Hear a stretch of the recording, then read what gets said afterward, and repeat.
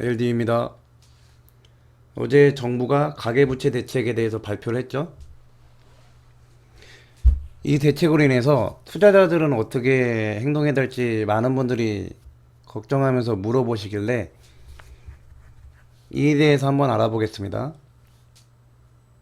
이 영상을 보고 나서 가계부채 대책에 대해 투자자는 어떻게 대응해야 될지 알 수 있게 되니 끝까지 시청 부탁드립니다. 우선 가계부채 대책에 대해서 뭐 얘기가 나오고 있는데 자세한 거는 다른 곳에서 많이 알고 계실 거예요. 그냥 기본적인 대책에 대한 사실을 나열하는 것보다 그 대책에 대해 우리 투자자들이 어떻게 대응해야 될지 여러분이 궁금할 거기 때문에 그거에 대해서 알려드리겠습니다. 우선 가계부채 대책이 뭐냐면 짧게 말씀드리면 집 살 때 대출 줄여서 안 해주겠다는 거예요. 돈 많은 사람한테는 대출 더 해주고 돈 없는 서민들은 계속 전월세 살이 하거나 3기 신도시 청약이나 신청에 당첨을 기원해라. 이런 겁니다. 전세대출도 규제한다고 했다가 원망이 커지니 없던 거로 했지만 담보대출만 규제하고 전세대출 계속 해주면 정책 효과는 반감됩니다.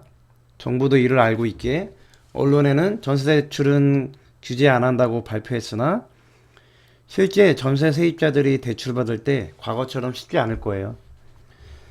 고가, 중가, 저가 주택 중에서 이제는 전세 대출을 잘 안 해주어서 중가 주택의 전세가는 과거처럼 고공행진하기 어렵습니다. 고가 주택에 들어가 사는 세입자들은 돈은 많은데 재산으로 잡히면 여러 가지로 곤란해서 전세금이 비싸도 전세로 사는 현금 부자들이 많아 이번 가계부채 대책 규제와는 상관이 없어요. 일부 전문가 중에서 이번 대출 축소로 인해 초고가 주택 그리고 비싼 지역의 재건축 단지 수요가 줄어들 거라고 말하는데 그렇지 않습니다. 이 현금 부자들은 집 살 때 어차피 대출 안 나오고 대출 받아 살 생각도 없는 현금 많은 사람들이 일이에요. 그래서 규제와 상관없어요.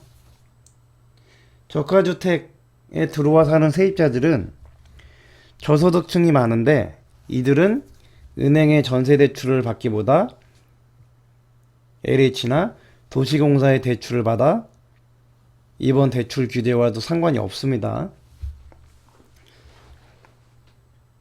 물론 나라에서 해주는 전세대출도 무한정으로 높게 받을 수 없지만 지금까지 저가주택의 전세가와 매매가격은 중가, 고가 아파트에 비해서 오르지 못해 싼 편이거든요. 그래서 전세나 매매가가 앞으로 더 오를 여력이 충분히 남아있다고 보시면 되세요.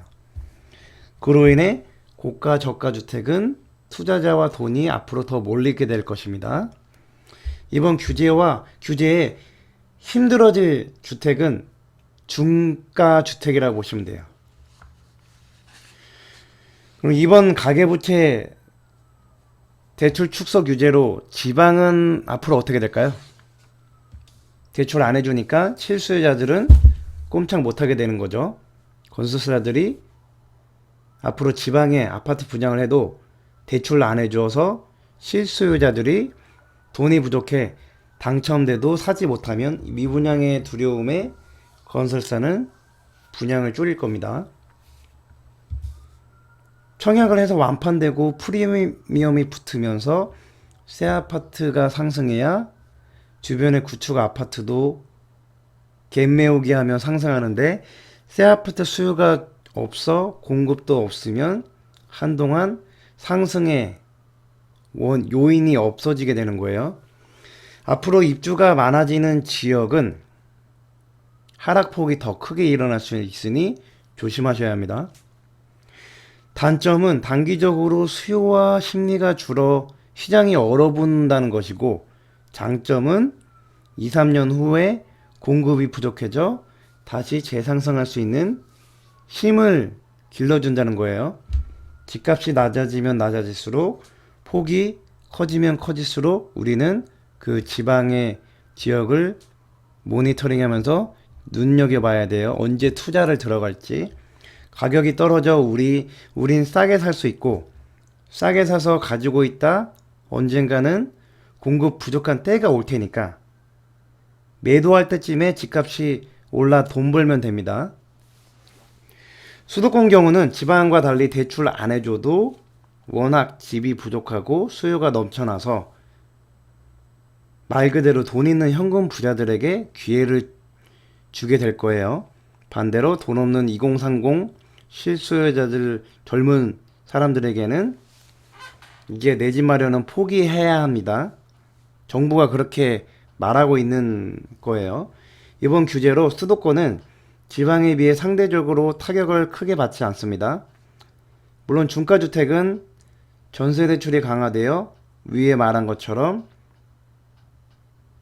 전세가를 낮추어 세입자를 구하거나 전세가가 과거처럼 많이 오를 여력이 없어 투자금이 많이 들 수 있지만 집값은 떨어지지 않을 것입니다.